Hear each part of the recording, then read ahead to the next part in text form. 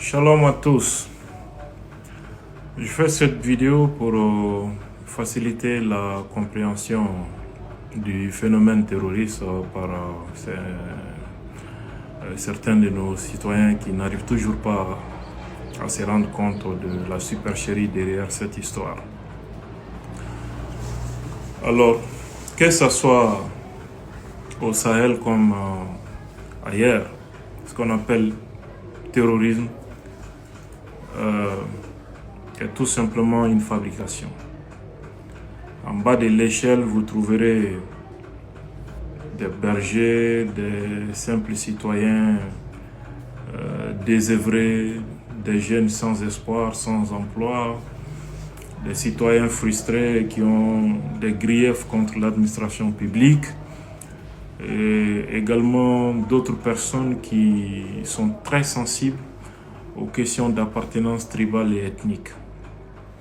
Il y a aussi quelques jeunes fanatiques endoctrinés par des gourous et qui pensent sincèrement que l'islam est agressé et qu'elle doit être défendue.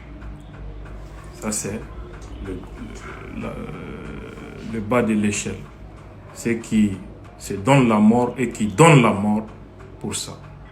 Ceux qui tuent aujourd'hui, qui brûlent les citernes, etc., ce sont des jeunes manipulés de cette façon. On exploite leur vulnérabilité, les utiliser pour semer les chaos. Au-dessus d'eux, vous trouverez des chefs de guerre, des seigneurs de guerre. Ce sont des anciens bandits, criminels, et tous les délinquants qui animaient la pègre de nos sociétés. Au-dessus d'eux se trouvent d'autres chefs, jusqu'au sommet de la pyramide où on trouve des gens comme les Yarda Ghali, les Ben Laden, les Amadou Koufa, qui sont au niveau stratégique de cette histoire. Et ces premiers chefs n'ont aucun contact avec ceux qui tuent et qui se donnent la mort. C'est-à-dire, ceux que vous voyez à la télé armés de Kalash et autres ne rencontrent jamais ces chefs-là. Jamais.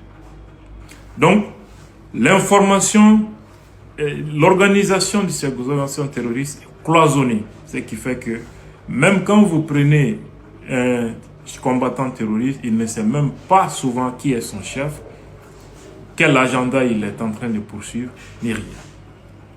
C'est cloisonné. Ces premiers chefs sont entre les mains des services secrets d'autres États.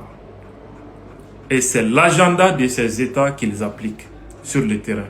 Et ils font croire à d'autres que c'est pour l'islam, c'est pour défendre ta communauté, ton gouvernement est contre toi, il n'y a pas de développement, il n'y a pas de justice dans ton pays. Ils vous font croire ça, alors que c'est l'agenda de cet État qui se poursuit.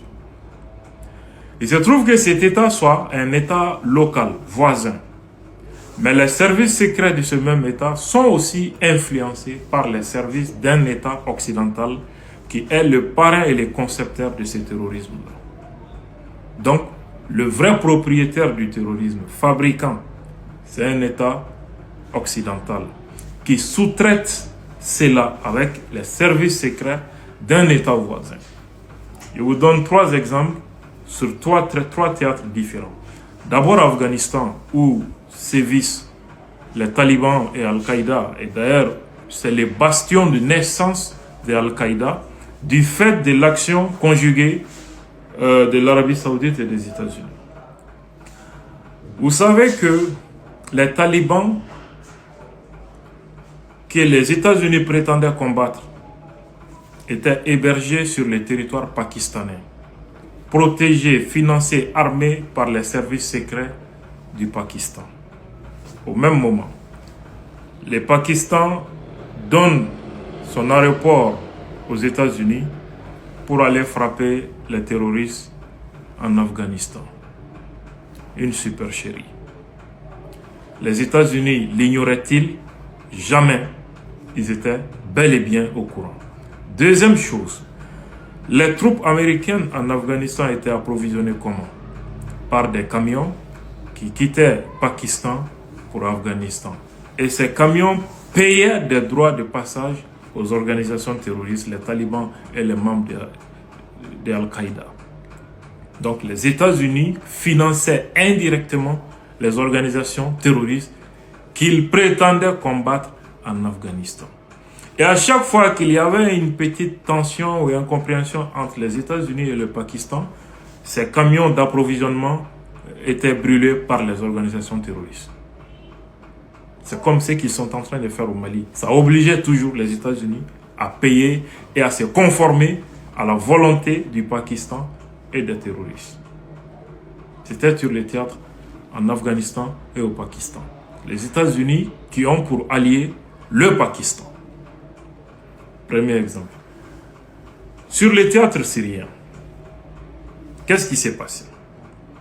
La Turquie, pays voisin de la Syrie, abritait des avions de combat des États-Unis qui avaient pour objectif, selon eux, de combattre les terroristes.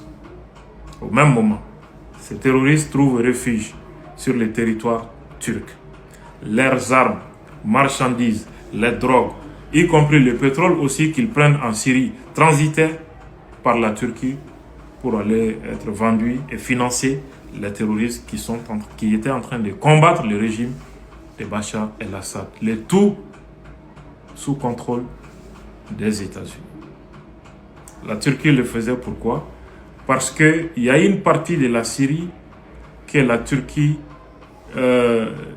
s'est appropriée, accaparée, pendant que le régime syrien ne cessait de réclamer toujours. Ça, c'est l'une des raisons parmi tant d'autres. Je n'ai pas le temps aujourd'hui d'entrer dans tous les détails. Voilà comment les terroristes se finançaient, comment ils étaient armés, etc. Ils faisaient d'autres choses. Finalité, Bachar al-Assad chassé du pouvoir et ce sont les terroristes qui ont le pouvoir aujourd'hui en Syrie. Troisième théâtre, le Sahel. L'Algérie, pays voisin du Mali et du Niger, héberge sur son territoire tous les chefs terroristes, les Yad Agali, etc. Depuis le début de cette histoire, de El Para, qui est un commando algérien, qui est français de par sa mère aussi, Abou Zeid, Yad Agali et tous les chefs du JNIM que vous connaissez sont aujourd'hui sur le territoire algérien. Leurs armes, drogues et d'autres marchandises transitaient par là. Les ressources naturelles qu'ils exploitent illégalement aussi sont acheminées vers l'Algérie. Et l'Algérie n'a pas hésité à abattre un drone malien sous prétexte que ce drone avait violé son espace aérien sans jamais réussir à le prouver.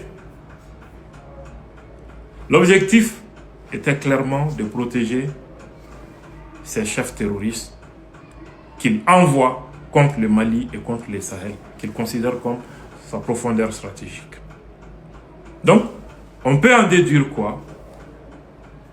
L'Algérie, c'est comme le Pakistan. Ce qu'est le Pakistan pour l'Afghanistan. Ce qu'a été la Turquie pour la Syrie. L'Algérie l'est aujourd'hui pour le Mali et pour le Sahel. Vous verrez que dans ce qu'on appelle terrorisme, il n'y a que des États qui les financent, qui les arment, qui les forment et qui les envoient pour déstabiliser d'autres pays. Pourquoi? Pour prendre possession des ressources naturelles stratégiques dont ils ont besoin. L'or, l'uranium, le pétrole, le diamant, la terre rare, etc. Les citoyens lambda qui ne comprennent pas cela, on vous pousse tout le temps contre votre armée, contre votre gouvernement, alors que le problème est beaucoup plus profond. L'erreur la plus fatale, c'est de se tromper d'ennemi. Sache une bonne fois pour toutes que l'ennemi n'est pas ton armée, ni ton gouvernement, ni autre chose. L'ennemi n'est d'ailleurs pas trop celui qui a les armes. Il est manipulé, il ne sait même pas ce qu'il fait et dans quoi il se trouve. L'ennemi, ce sont les États qui profitent des vulnérabilités dans ton propre pays, qui profitent des divisions internes pour essayer de pousser certaines parties contre d'autres afin de pouvoir exploiter vos ressources. Pendant que vous vous entretuez, ils s'enrichissent de votre richesse. Voilà la réalité. Shalom à tous.